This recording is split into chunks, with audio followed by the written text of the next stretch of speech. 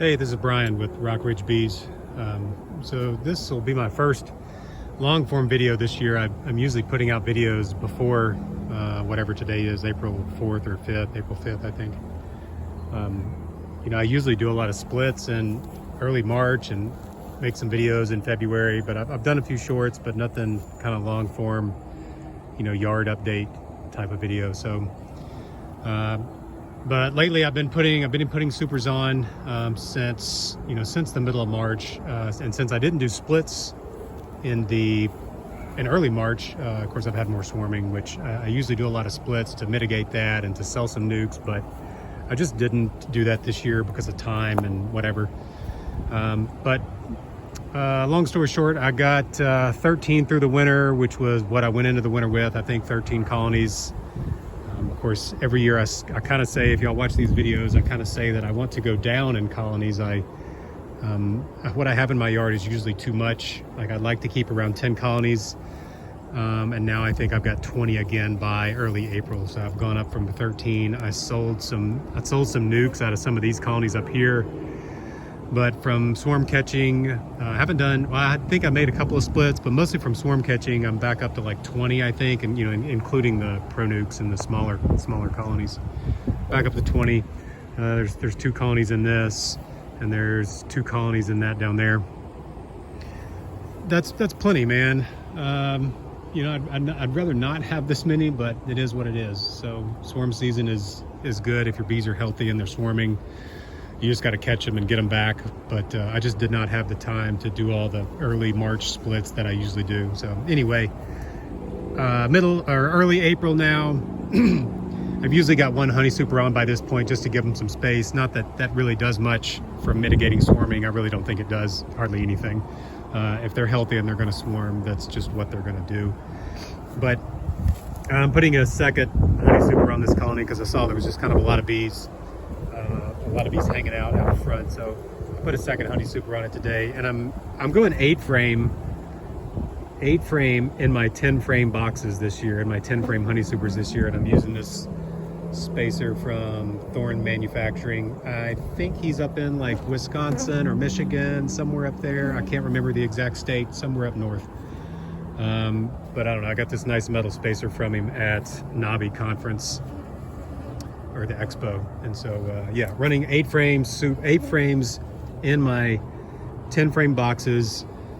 I tried some of this last year. It worked great. It does leave me 1 frame less to cut out of every box, and to be honest, that saves a little bit of time cutting 1 less frame during harvesting. It saves a little bit of time, right? Instead of having to cut 9. So they're gonna make some fat comb, and it's gonna be great. So the spacer's working out nice. Yeah, it's a nice heavy duty metal spacer. But anyway, other than putting some honey supers on, the bees all seem pretty good. Just an update on each colony. This one's down to a single, mainly because I rob from this colony to supplement my swarm. So when I catch a swarm, I always put some brood, like an open frame of brood, into the swarm to keep it there for sure. I've never had a swarm leave when I put an open frame of brood in the nuke or in the colony. They just always stay. The nurses can't help but to take care of that brood. So that's why that one's down to a single, because I've been robbing frames of brood out of it, and I don't really like that colony anyway. So sometimes you like certain colonies, you don't like certain colonies. I don't really like that colony. All these other colonies have done pretty good. This one has been kind of a mess. I know they just swarmed, and I was trying to find the queen because I didn't really like her, to be honest. Out of winter, they were kind of small, and it was kind of like my most pitiful colony, and I was going to replace the queen, but they swarmed, so that's fine with me. I honestly don't really mind that much swarming. It's, you got to catch the swarms. I think that's fun, catching swarms, but it also gives me a new queen. And if for some reason the queen, something happens and the queen doesn't mate or doesn't return or whatever, then I just do something with a colony. Like, I'll find a mated queen to put in the colony. But I honestly don't mind it, and it gives me mostly new queens every year without having to replace my own. And most of my hives here are very gentle.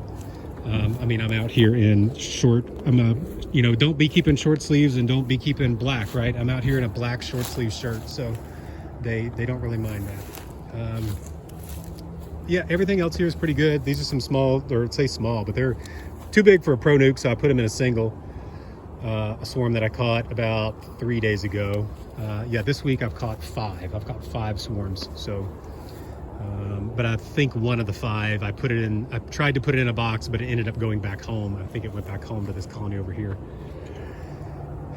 Another swarm catch. These little ones I'll either sell, if I see the colony's doing good, I'll sell them as nukes later on, or I'll just put a super on top of them, make a super of honey out of them, and then do something with them later on in the year, later on in the summer or in the fall.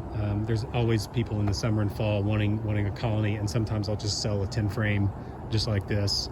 But yeah, if I don't sell it before honey flow, nectar flow here in a few weeks, I'll put a super on it and make a little honey out of it. So just right on top, I won't even double deep it. I'll just put a queen excluder and put a super, and I'll let the queen lay on all 10 frames. That's what she'll end up doing. But anyway, other than that, the weather's been pretty nice. The next bloom we'll have is privet. So this is some privet stuff here, and it is not ready yet, but I think it usually blooms around the 15th of April where I am here. I'm at a slightly higher elevation in Birmingham. I don't know if it matters that much if I was down a few hundred feet lower than where I am, but I think it usually blooms around the middle of April, plus or minus a few days. And that'll be the start of the big nectar flow kind of mid-April and late April. So anyway, that's the update for now. I just wanted to talk about my 8 frames, and I'm pretty excited about using this 8 frames and a 10 frame super. So if you got any questions, let me know. Thanks for watching, and I'll talk to you later.